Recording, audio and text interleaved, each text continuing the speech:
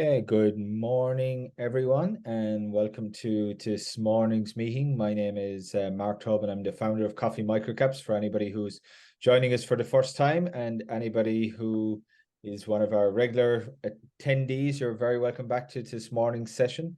I'm just going to quickly run through a few intro slides, and then we're going to get straight into it with our first presenter. I'd like to make special mention of DMX Asset Management, who are our sponsor for all our virtual events here at Coffee Microcaps. If you are looking for a small cap or micro cap fund manager, please reach out to Stephen or Michael or check out their website.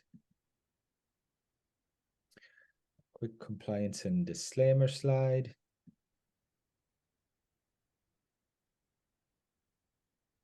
For anybody who is joining us for the first time this morning, the companies we typically have reporting at these morning meetings, or presenting, I should say, capped under 300 million in revenue and approaching cash flow break even, or indeed are already profitable.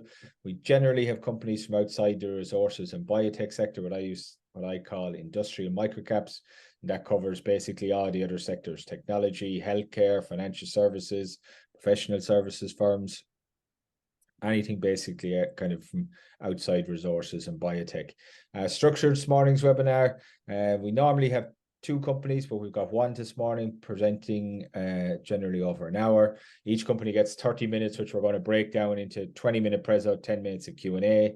If you do have any questions for our presenters, please type them in the Q&A box rather than the chat function. It just makes it easier for me to moderate the questions as we go along. And please note the webinar is being recorded and will be posted on the Coffee Microcaps YouTube channel either tomorrow morning or latest Monday morning. You can follow us pretty much on all the socials: Twitter, YouTube, as I said, for this recording, or indeed any of our other morning meetings. We've probably 90 on there now, and well over 160, 70 companies. LinkedIn, and I also write a free monthly newsletter that you can get on the Substack newsletter platform. This morning, I'm delighted to be welcoming back Michael Ivanchenko, CEO of Kinatico. Some of you might have known it in its old guys as CVCheck. Delighted to have Michael back. It's actually just been over a year. I checked Michael before we started. 2nd of May 2022 was your last appearance. So a lot has changed in the last 12 months, it's fair to say. Deal. So I'm going to hand over to Michael and I'll just quickly stop sharing my screen. And Michael, if you want to start sharing yours, I'll let you know when I can see it coming through. Yeah, it's coming up now. Yeah, I can see it there, Michael. You can take it away, mate. Fantastic. Thanks, Mark, for the opportunity, and also to DMX for sponsoring. So it's actually timely your reminder about it being a year since I last presented, because fundamentally what I'd like to cover off today is pretty much the year in review and looking where we are now and setting that as the stage for where we're now going. So I'd like to start by paying my respects to the traditional custodians of the land upon which we gather, and pay my respects to their elders past, present and emerging. So as I say, looking at where we've been and where we're going, and as you mentioned, Mark, the rebranding to Kinatico and the very strong reasons around doing that. So we go back to 2021, the acquisition of Bright People Technologies to underpin the evolution or the next stage of growth of what was CVCheck, was about moving up the value chain and putting context and relevance and insights around the information that companies require in terms of knowing their people, knowing their workforce. This is about compliance and the overarching and increasing nature and burden of compliance for organisations as we move forward, and the need for simplifying it. And it just so happens that when you combine what was the traditional business of CVCheck with the technology acquired from Bright, it actually gives us the platform and the tool set to play a meaningful role in that industry and to derive not only a high quality of revenue, but I'll also hopefully demonstrate the potential for the increase over time. So some of the stats that you look as we moved there through that, the integration of the two companies, the formation into the branding that is now Kinatico, better reflecting the higher value company offering, and our real focus on the quality of revenue around SaaS. And we've seen that that movement has gone from, for CVCheck before the acquisition of Bright to today, well, at the end of the March quarter, $0 to $6 million worth of annualized SaaS. And you'll see that certainly with our focus, the trend to continue and that driving our growth. At the same time, we've looked at right from end to end of the operation with the way we run the company, the way we service our customers, process improvements, automation, improved and updated digital back to source connections has allowed us to change the cost base of the organisation. So not only have we grown from the 17.5 mil of revenue in 2021 through to the end of Q3, where we're already over 20 million, that we moved to profitability at the same time. Now, that's obviously significant. I was a little bit surprised to learn when I did that in CVCheck it wasn't profitable for its existence. It now is, and it is certainly the intention of both the board and the management now to continue that as the standard trajectory. But what is it that we've used to move into that SaaS space and that growth? I mentioned it's about compliance, and compliance across industries, across sectors, across all workforces is increasing in its burden, both legislatively and procedurally. Companies are far more in the spotlight for their performance around compliance, and this is about making sure at its focus that ensuring safety and well-being of individuals in the workforce, but doing it with building trust and with the appropriate safeguards around privacy, etc., but doing it in a way for organisations that doesn't get in the way of their standard operating. The big challenge for organisations now as the administrative burden of compliance increases is that you don't want that taking an unreasonable amount of your time and your personnel resources in fulfilling those obligations. So the Kinatico solution, with all of the components that we have, is about freeing organisations to focus on running their core business, with the compliance then being managed in a transparent, trustworthy way that is simplified and efficient, in a nutshell.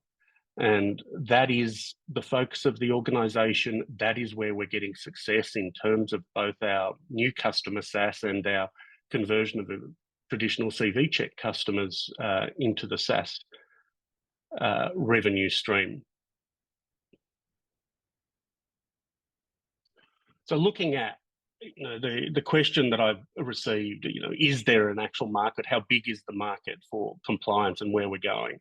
We think these numbers start to play out the evidence around that. So at the end of Q4, we launched our end-to-end compliance to market, involving our components. We announced on-site and all of the monitored compliance components was our starting point to be able to make that claim of simplified compliance monitoring and management. And I think the results are pretty clear. We are finding the simplicity of the model in terms of a fee per worker per month of being able to get that assurance of whatever is the compliance requirement of your organisation managed is resonating very strongly. Significantly for me, when we look at the increase in billed SaaS customers, that is the future predictor of SaaS growth. So we always have a bit of a lag from the time that the customers actually come into the cycle, they're established, all of their parameters are set, their workforce is starting to engage with the system as that revenue then starts to grow. So the fact that we're seeing that uptick in customers is also a pretty strong predictor of the trajectory of our future SaaS revenue growth. What are the products that make it up? We mentioned the company used to be called CVCheck. The reason for the rebranding is CVCheck is one of our offerings, and certainly the name was never reflective in the first place of our core platform because it wasn't the basis of just checking CVs. But Kinatico is an aggregator of RegTech technology focused on simplifying daily compliance management with a suite of products that we are able to combine to meet the requirements of any organisation, of whatever they may have for their specific needs. So if they have needs to validate information from workers, we have the platforms and tools to do that with a very long legacy. CVCheck is Australia's premier screening and validation brand. Cited is the product that we acquired from Bright and developed further to ensure that it could meet the requirements of any industry of any type of compliance. Its competitive advantage is that it doesn't assume a use case or a compliance type. Unlike some of the other startups we've seen or some of the other claims from other companies, industry knowledge in one particular sector is not actually a good basis for building a solution because you find yourself defining or hard coding an industry use case or an industry circumstance. The one thing we see with compliance at the moment in particular over the last 12 months through COVID, etc., is the requirements change all the time.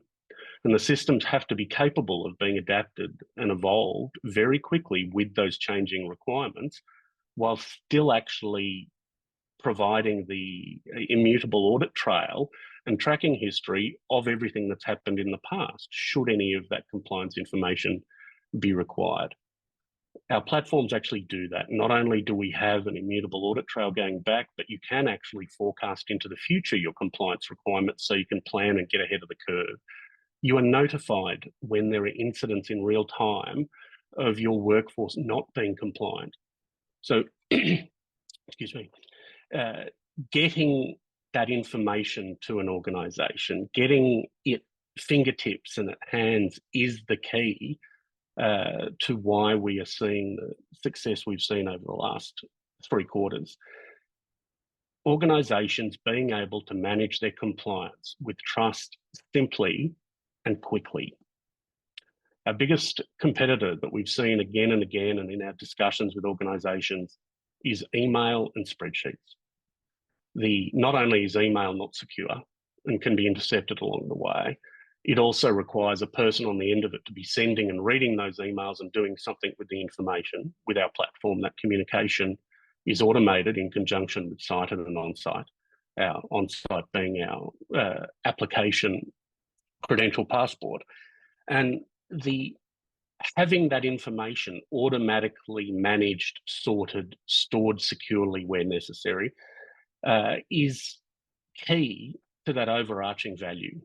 And we also have the Enable suite, where in the industrial sector, providing mobilisation and logistics management of workforces where it's relevant for those industries. So a little bit about our recent financial performance as of the end of Q3. And the big one I'll call out is obviously the $400,000 of NPAT for the quarter. That has been a focus of management, getting our sustainable growth, but we said at the beginning of the year our focus was to continue to grow and innovate at scale. And at scale for us meant profitably. There was no point in us continuing to add revenue to the company if it wasn't actually accretive or profitable. We have made that change. We have moved into that area. We were cash positive in that quarter also. And at the same time, we achieved 143% increase in annualized SaaS on the prior corresponding period for the year. It's been, as everybody knows, a challenged economy, a challenged market, or in the very least, a confused market. So for Q3, for us to achieve our highest ever revenue for the organisation, I think is a solid result. One of the questions I had previously to answer as we go along was around our investment and operating position in terms of maintenance and the operations versus the investment for further growth. We invested, on track to invest around $4 million this year in terms of our platform development and innovation. That is not a number that I will see us continuing to do to that degree moving forward. But as a leader and an aggregator of RegTech, we will continue to evolve and innovate on our platforms to ensure we are delivering and continue to deliver the simplicity around compliance management that our customers expect and are asking for. So I hope that answers that question. And of course, our strong cash position with no financing debt in the organisation. So a little bit about, I get the other question I get is in terms of the relevance. Bright came out of the mining and industrial sector. CVCheck has always had a very strong customer base right across industry sectors. And how is this then resonating in terms of our growth, in terms of our position? And this is some of our conversion numbers. We shared these in the recent report. So you see the variation on some of them. I'll call out disability aged care has actually dropped from the 50s down into the 43. That is primarily as a consequence of the number of new prospects that have come into the pipeline. So these conversion rates are the number of opportunities that we currently have versus those that have closed positively, closed one, I should say. You can see from those the number that spreads across all sectors and all industries, really reinforcing the point about the ability of the platform to adapt to the compliance requirements of a particular industry, right down to a particular company, let alone assumptive starting points. The other question I got in regards to the webinar was, how do I see the growth going versus the transition of the existing customer base for CVCheck versus new and the runway? And there's a couple of points I'll make about that. One is the CVCheck customer base is over 10,000 customers. 80% of those are returning or recurring customers. We have a very long runway of organisations that we already have strong relationships with who all need some form of ongoing compliance monitoring and management. Our opportunity and our runway there is long. Our current combination, though, is about 60% transition and 40% new customers in our SaaS growth. So even though we have a very strong runway with our existing customer base, we are getting strong resonance with our new customer base. That is something that you'll see those ratios over time change. And more as we get through the greater conversion of the existing customer base to a much higher percentage of new customers. We are finding with the solution we have with the sector, it is a case of wins get wins. And certainly as we start to penetrate various sectors, the word of mouth, the solutions are leading to new prospects and further growth. The other point I'll make about, and to announce that HireUp have just renewed for a further 3 years, around still plays into that growth question and the future potential. We announced 12 months ago that the HireUp solution, if I recall correctly, was circa 400K per annum. We announced in the most recent investor presentation that was already trending circa around 700 per annum. That is a trend we are seeing in the conversion and maturing of organisations as they use compliance solutions more and more. So not only do you have a conversion of existing customers into that, the added value, the added feature set, the ongoing feature set is resulting in an increase in the revenue from those customers also. So what's the investment thesis? Why? What's our story in a nutshell? So over the last 12 months, we've increased SaaS from, I think, just sub 9% to now 21% of quarterly revenue. I will share I am comfortable with our positioning and our ongoing performance within Q4 to date. The delivery of the acquisition thesis to grow SaaS or quality revenue through our existing customer base and new customer wins is being proven out with that 60-40 split that I talked about on the previous slide. We're also seeing favourite market dynamics, irrespective of the state of the economy and the markets, in the need for simplified compliance. We've got, after the Aged Care Royal Commission resulted in the Aged Care Act, we've got the Critical Infrastructure Act, we've got the focus on the costs and the increasing costs within NDIS and across many other industries. There are needs for organisations to be able to demonstrate their compliance and do it without increasing their administrative and day-to-day overhead. But I think more than that is the recognition of the need that compliance is not just a box-ticking bureaucratic exercise. It matters. When talking about aged care and how that then relates to the quality of care that people are getting, the public, the investment community, around ESG, and also just the expectations of organisations in how they are dealing with not only their customers but their patients, means that probably for the first time that real focus on getting compliance right because it matters and the consequence of what is compliant matters has come into focus. The company has moved into NPAT positive, cash accretive, normalised after our share buyback going on at the moment. So we have no debt and around $10.4 million in cash holdings. Another question I often get is, what are we going to do with that cash? So at the moment we have the buyback going on, and to preempt, again, a question I often get, why the buyback? We did the raise at 16 cents. In these markets, this is, and with our position of being cash accretive and NPAT positive, it makes sense to buy some of that back as a statement of our confidence of our direction, and also to extend the value to our shareholders.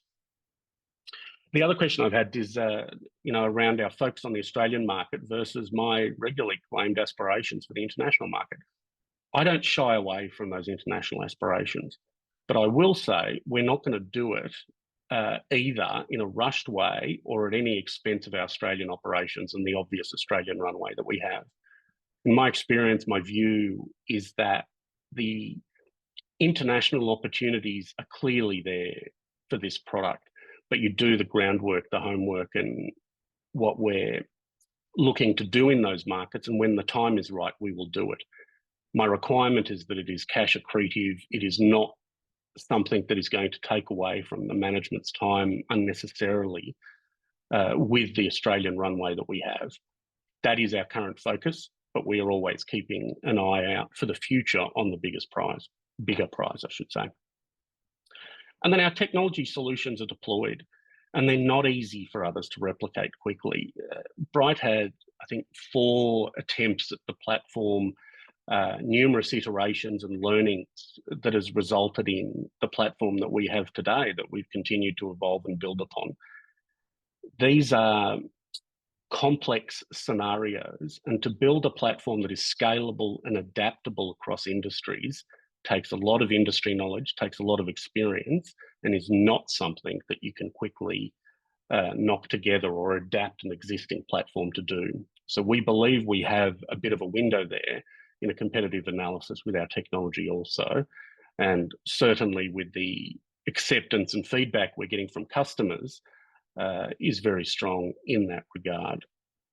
So to summarise, I would say it's a solid year in a challenging market environment, but very much that underpins or proves out the thesis of the acquisition of Bright in the first place, and certainly cements the position of the rebranded organisation as Kinatico with its much wider offering, and certainly in the pursuit of a higher quality of revenue. And with that, I will open to questions. Cheers, thanks, Michael. One question from me quickly. I know you mentioned the 10,000 odd, clients or customers or that might be employees, on the platform. in terms of customer concentration, then do you have any customers that are greater than 5% of revenue as a part of that, given there's so many people as you say on there, or is it like you've got that huge diversification where as you say industry sectors might be going better or worse, but because of the spread overall the impact is lessened? So we don't have any customers that would account for that percentage of revenue. Certainly sectors would, but the largest we have would be in the terms of off the top of my head, about 2 to 3%. It is 10,000 organisations that currently deal with us, not workers. In some of our cases, certainly some of our larger industrial customers, we have 20 and 30,000 of their workers in the platform. Okay. So the collective number of workers we are currently managing compliance for would be into the hundreds of thousands. Okay, perfect. And then a couple of questions from the audience. Net Promoter Score was also one of the ones we had emailed in. What is the Net Promoter Score equivalent for on-site and Cited? Given their importance, where does Michael think this stands up against some of the other offerings in the space? So we don't currently specifically track NPS. It is something that I'm looking to do in the future. Certainly from my background, live and die by NPS. Why I am comfortable, though, the fact that we don't track it yet is the direct customer feedback we get and the results I mentioned about the growth of wins get wins, and the number of referrals we've got from various industries, etc., is a very strong proof point for me. That being said, it is never enough for me.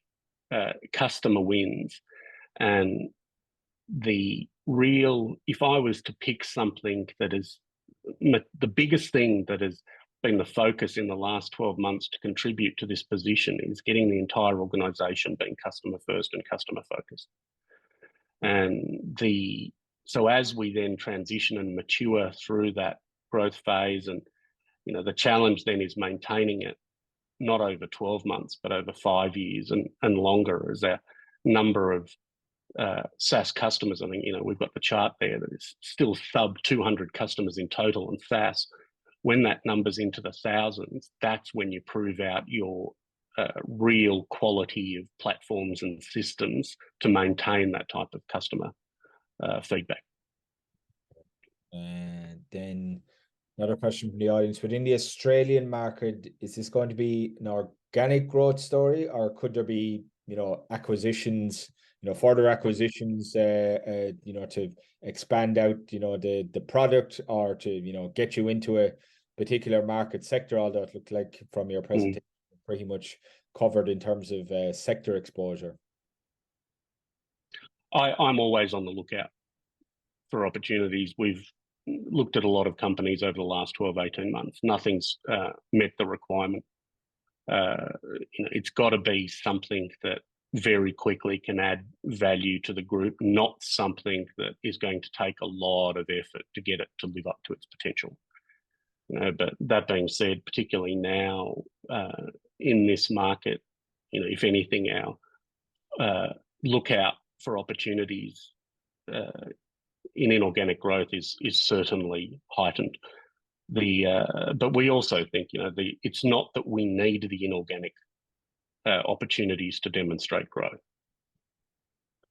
And then another one from the audience: what is the biggest economic driver or economic metric to show the company is succeeding, improving the flywheel effect? Is it SaaS revenue per customer, or another metric that's more, I guess, one that you look at it on a daily, weekly, monthly basis, or that the board is focused on? So yeah, I think something that you're disclosing maybe on an ongoing basis in your results, Michael, that can kind of point to, that people can kind of track over the next 6 to 12, 18 months.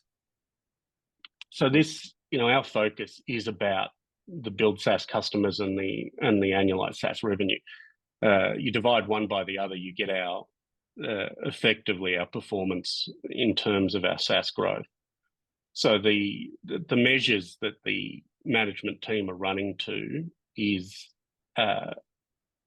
with a focus on profitability and cash accretion, that increase overarching SaaS revenue as it contributes to a increase overall revenue. But as we add features, functions, etc. over time, seeing that effectively the lifetime value per customer increase. And then another one was on seasonality in the business, Michael, as we transition from SaaS. Is it, has it going to materially change from what has happened in the past, or as we switch to more kind of SaaS customers, will it have any effect, one half versus another half? People are just trying to understand if there has been a bit of seasonality in the business, what this conversion to SaaS would mean for that. So traditionally, the old CVCheck business was very affected by seasonality and labour market. So when there was strong hiring and lots of opportunities going on, traditionally CVCheck business was up, and then you go into the Christmas period or the holiday period, and you'd see those revenues temporarily drop off. The desirable part of being in a SaaS model is that we level all of that out. So the fact that a worker may be on holidays over Christmas, they're still being managed and monitored for compliance. And those fees continue. So we actually very much flatten what was the traditional seasonal effect. Right. And then just on pricing within the SaaS model, how often do they come up for annual pricing review, pricing increase versus the kind of traditional contract model that was in place and that you're transitioning through with customers? We, of course, try and get the longest possible agreements we have with those customers, and the leverage that you then have around that is some of the other terms in the agreement. And one of the examples I'll use there is higher up signed initially for 12 months and now they've renewed for 3. And I think that's probably a pretty typical example of how it's going to flow. It is also the case, it's worth mentioning, the product is very sticky. Once you have an organization gaining visibility and simplicity around something that was previously an overhead and becomes entrenched in the operational practice of the organization, it isn't something you go, oh, look, let's just turn it off. That is not something you're likely to do. But to answer the specific questions, our contracts contain, by far and away, the majority of cases, a CPI index annually, and some kind of price ratcheting mechanism. But again, being a SaaS agreement, it also then becomes the case of when you add new features to the platform, are they a retention function for that ongoing SaaS fee, or are they big enough that they warrant an uplift in the overall SaaS fee? Great. And I just want to mention for our attendees, RAS Advisory put out an updated note on the business this morning. I've attached it in the webinar chat there, and I'm sure you can get it on LinkedIn. I know Finola posts all of the research up there, so if anybody wants to download that and have a look at it, they can. And just also to mention that Michael's presentation this morning is also available on the ASX platform. I saw the announcement coming through just before we started. Michael, I don't think we have any further questions, and we've gone slightly over time, so I do want to respect your time and everybody else's. So thank you very much for coming back in. Hopefully it won't be so long between drinks or presentations the next time. Indeed. We'll look forward to the full year results and coming out end of August. Thanks, Mark, and thank you to all the attendees for making the time.